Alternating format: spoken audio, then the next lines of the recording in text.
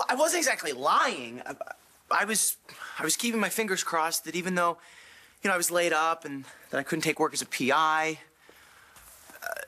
the club kids weren't exactly tearing up the dance floor at my Ultraviolet these days, that the club would somehow miraculously be turning a profit. And that part of the hospital bill that my insurance wouldn't pay for, that I would have to charge, wouldn't add up to the value of, say, land fare. I wanted to do right for Shane. But I was kidding myself. And you. I'm sorry, Marasco. I was good with Shane. Better than I thought I'd be.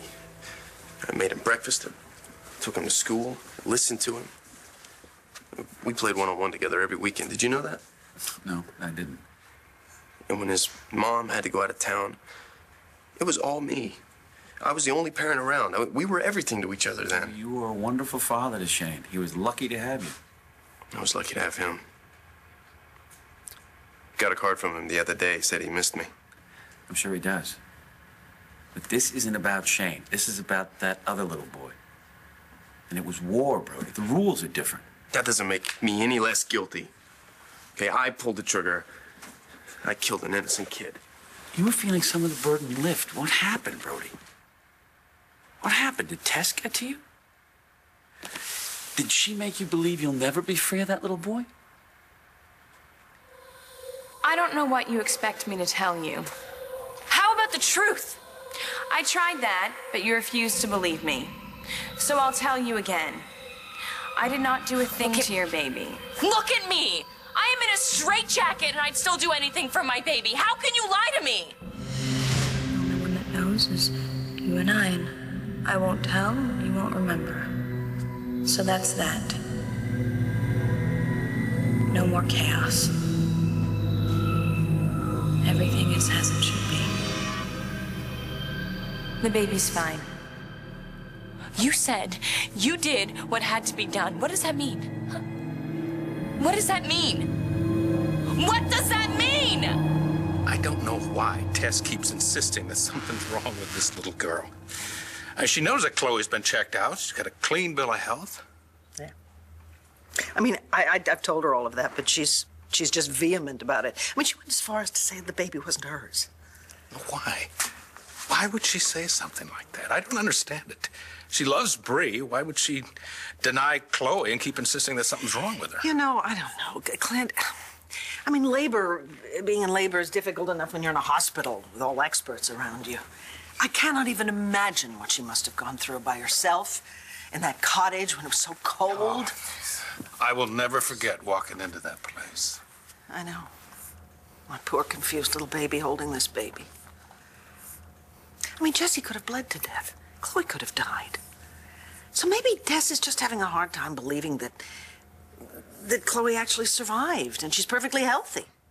If your dad walks, he's just gonna cause you and my mom even more pain. You know he will.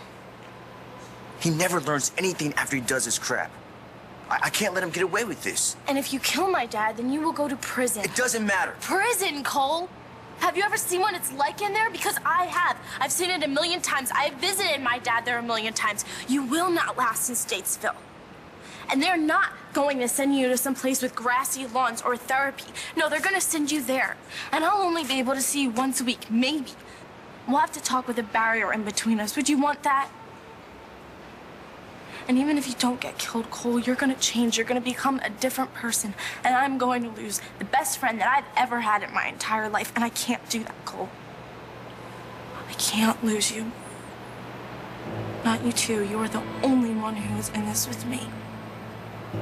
That baby belonged to both of us. And if you're not here, then I'm in this all alone. When you swung into Marty Saybrook's bedroom on a vine or whatever, did you have an arrest warrant or anything? I was prevented from getting a warrant. Oh, so you acted illegally. I'm sure you were around the police force long enough to know that any evidence to support your claims of false imprisonment or kidnapping are fruit from the poison tree. They're inadmissible. Get him up here, under oath. He knows what he did. No more questions, Your Honor. You may step down, Mr. McBain. Hey, Judge, for the record, if I had the chance, I'd do it all over again.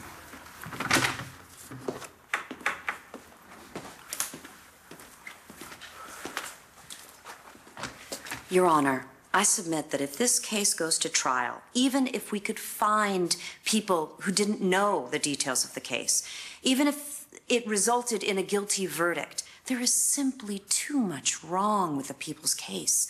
A guilty verdict would be reversed on appeal. Ms. Hammond? Your Honor, Dr. Saybrook has no memory of her life before a few months ago. If she did, she would have died before she let Todd Manning take her to his house. She would have used any means at her disposal to get away from him. And under no circumstances would she ever have let him touch her. When Mr. Manning kept the details of their history from her, it was as if he tied her to that bed that she was too weak to leave. Thus, the charges of kidnapping and false imprisonment. The people feel very confident. They're certain, in fact, that we can make this case a trial. Your Honor, before you rule, I would like to question Ms. Saybrook again. No. Let's see if she really was being held against her will. Okay, no. I have already explained that, and Dr. Saybrook has been through enough. Well, I agree, but her testimony in this regard is important. I'll allow it. Maybe you will, Judge, but I won't.